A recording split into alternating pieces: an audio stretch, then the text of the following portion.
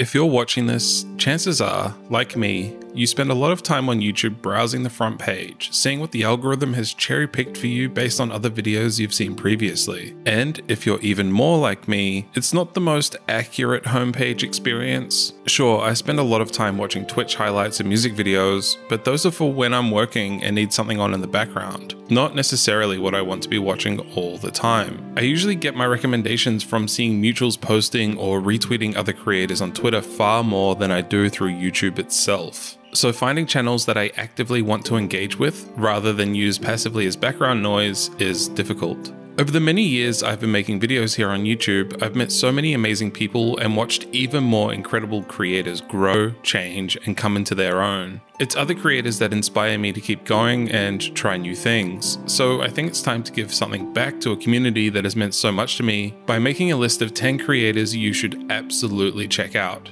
Shoutouts and collaborations are how YouTube used to work, and that's something that's been coming back in some meaningful ways recently. I even tried my hand at it with a couple interview-styled videos that I'm hoping to do more of in the future. A lot of my growth can be pointed to shoutouts from bigger channels like Joseph Anderson, Rasputin, Adam Millard, and more. And for those, I'm extremely thankful. There's no shortage of essay content out there, and unfortunately, a lot of people are going to slip through the algorithm cracks, which sucks. But finding a new creator that really resonates with you can be tricky, so hopefully in this list, you will find a new favorite. For this list, I put together a bunch of channels that are somewhat similar to mine, but are tragically smaller. So if you enjoy what I do here, please check them out. These aren't in any particular order, and if you check anyone out, say I said hello. I doubt this video is getting any kind of algorithm push, but if you're new here, please consider liking and subscribing to see future videos from me.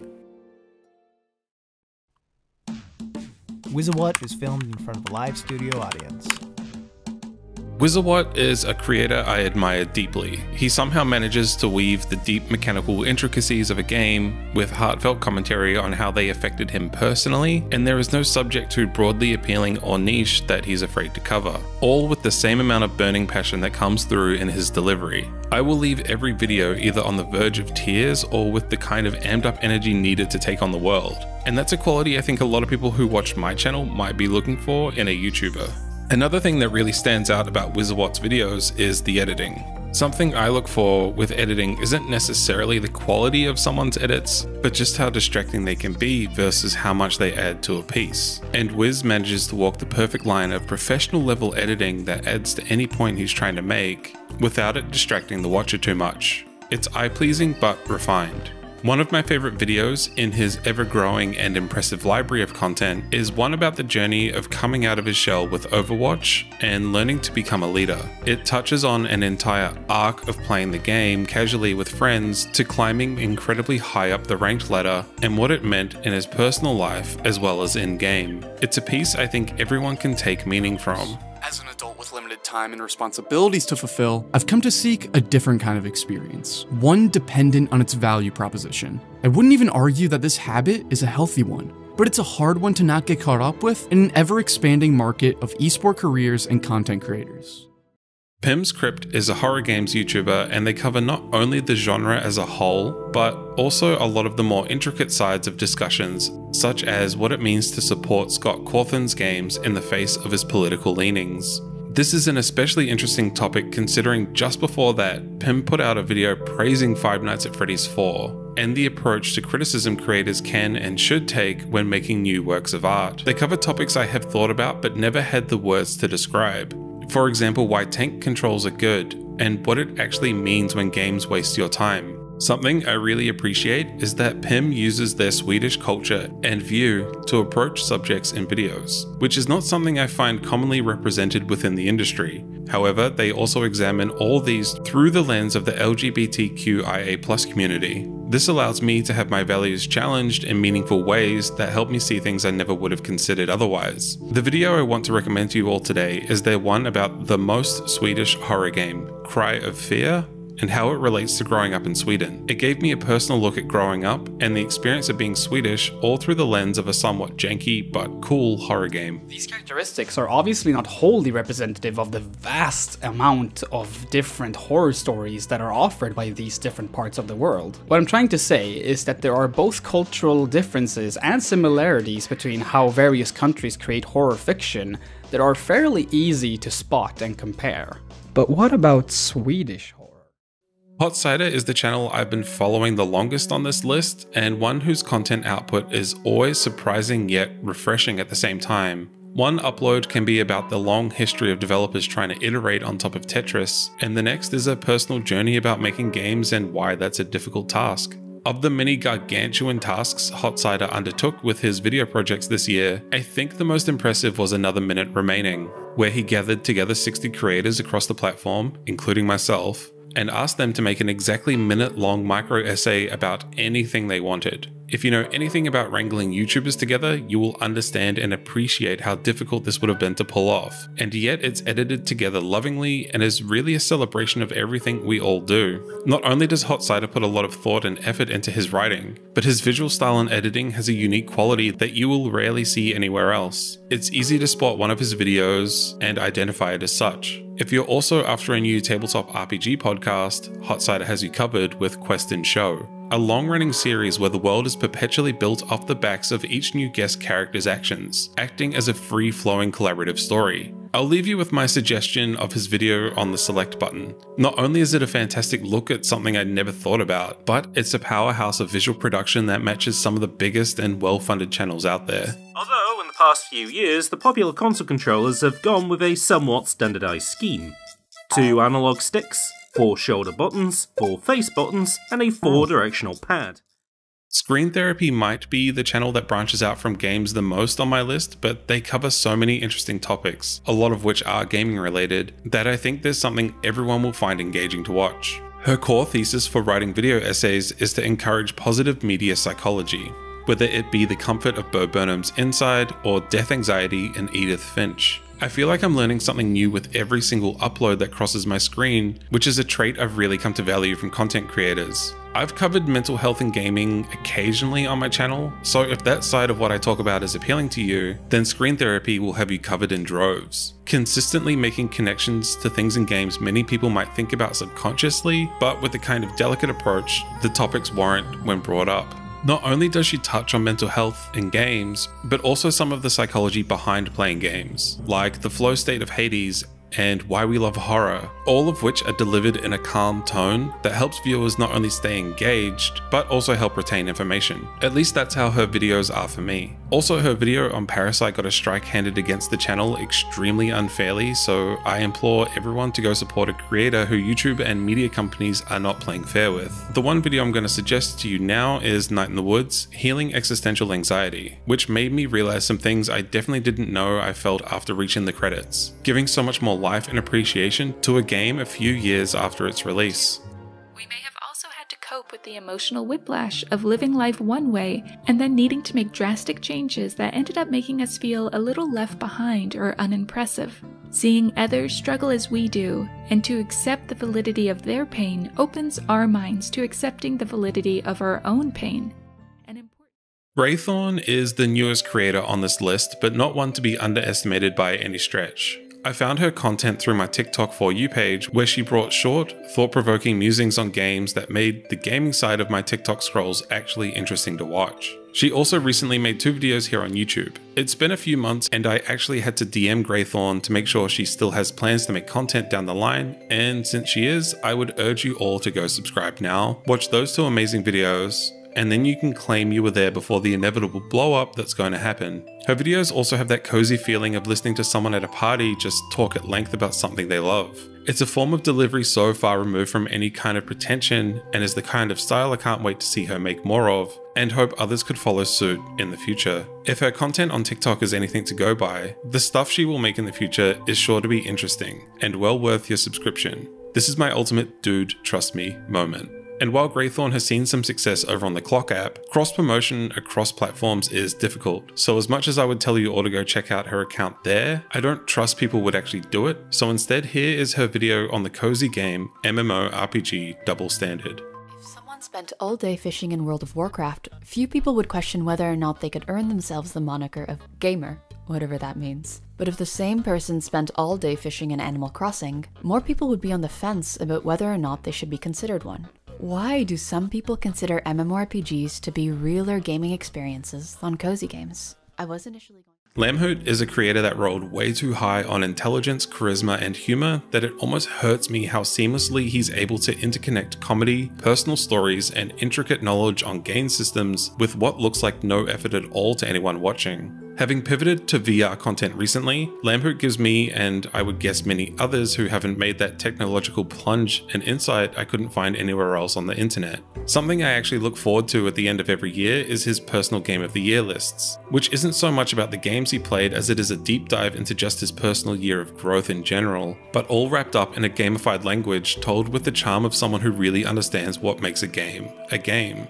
While oftentimes goofy, the insight into VR experiences and what they mean for the entire medium of games is valuable, and he manages to keep me in the loop of something I personally cannot afford, but have a vested interest in. There is a lot of content to dig into, and so much of it will give you a new perspective, be it the hidden potential of Resident Evil 4 in VR, or combat simulators in virtual reality. You will come away more informed than ever, and with a smile on your face. I obviously think every channel I am recommending to you in this video are severely underrated, but LambHoot is the one that deserves so much more attention to the point I almost didn't include him on this list because I just assumed his channel was bigger than mine. Of all the content on offer, there's one video I can't recommend enough, and one that I have even told real life friends to watch, which is Violence in VR Games. It's a reopening of the discussion of violent video games, but with a twist of what that means with a new medium of interactivity. That's why for a long time I've been unconvinced that games are incapable of making us violent, because unless I'm missing something, this game made me and my family violent without any external factors.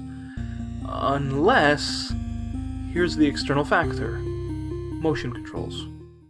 VZed is a channel who I always look to when I need inspiration on writing and how to structure a video. He has such a fantastic way with words and expressing what a game can mean in different contexts, covering anything from smaller indie games like Last Day of June to major AAA releases such as Resident Evil Village. There's nothing he isn't afraid to touch on in his own personal way. Having been a creator for a while now, and after a couple year hiatus, VZed came back swinging with hit after hit and is becoming a force within the YouTube gaming space. He has a natural ability of describing the emotions and thoughts games provoke out of players, and even their lingering effects on our life. Not many can claim to do, which is why I like to turn to his channel a lot when I'm feeling creatively burnt out and need a booster, and what it's like to talk about games in such a way I found most impactful. As a fellow musician, VZed's video on how Steve Wilson's soundtracking for Last Day of June, and the journey it not only took him on, but what the scope and scale of Wilson's contributions meant for a game is something I really took value in, and hearing someone who is an actual recorded artist talk about it just adds that extra layer of depth that's hard to find when so many people don't cross media fields in the same way he does.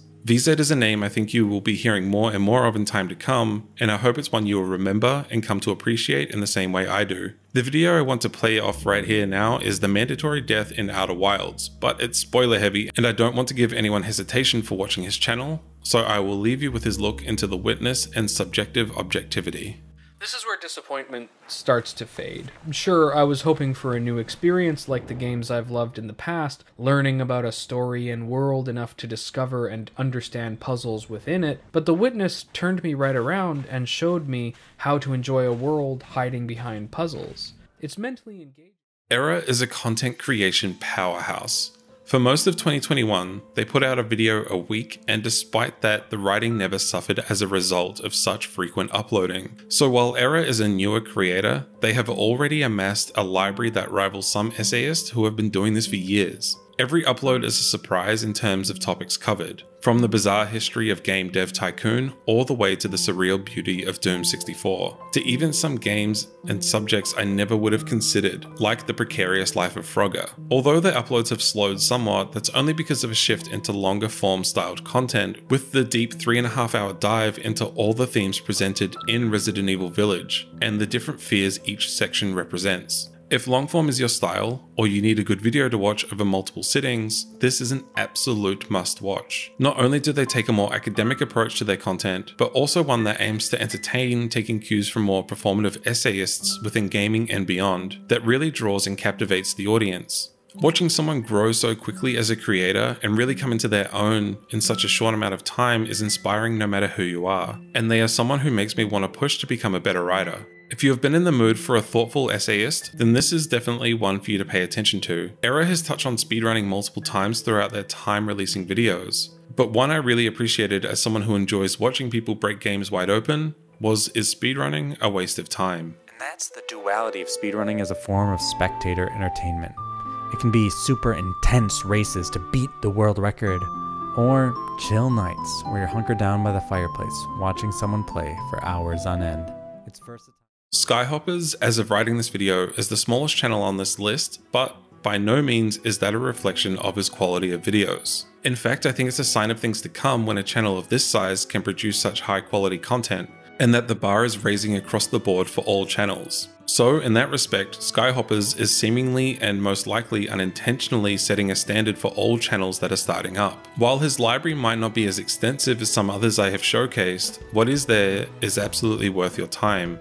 Having started on a subject near to my heart, speedrunning, touching on some games and tech across the competitive esport, however, it's nice to see him branch out and tackle more broad, analytical essays on games like Super Mario Sunshine and Celeste. YouTube's algorithm can be unkind in finding new creators to watch, but thankfully Skyehoppers' Pokemon Black and White video popped onto my Twitter timeline shortly after I released my video on the series as a whole. So without that, I don't know if I'd have ever seen it. This is an open call to retweet your favorite creators because it seriously does help people find new stuff to watch all the time, and really puts into perspective just how many channels are going unnoticed out there, and was a big inspiration on behind starting this list. So what better video to recommend than the one that helped put this whole thing together?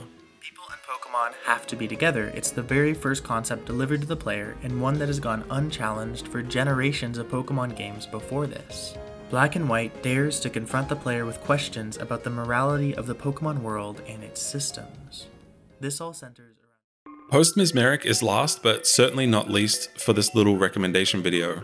PostMesmeric is part of the traditional analytical crowd that first made me fall in love with making videos for YouTube. He will take a single subject and make deep dive videos into the weeds of an idea and why it makes certain games tick. It's a style of content I miss seeing more frequently on the platform, so seeing him carry the torch of the type of video that made me love content creation to begin with is amazing to see.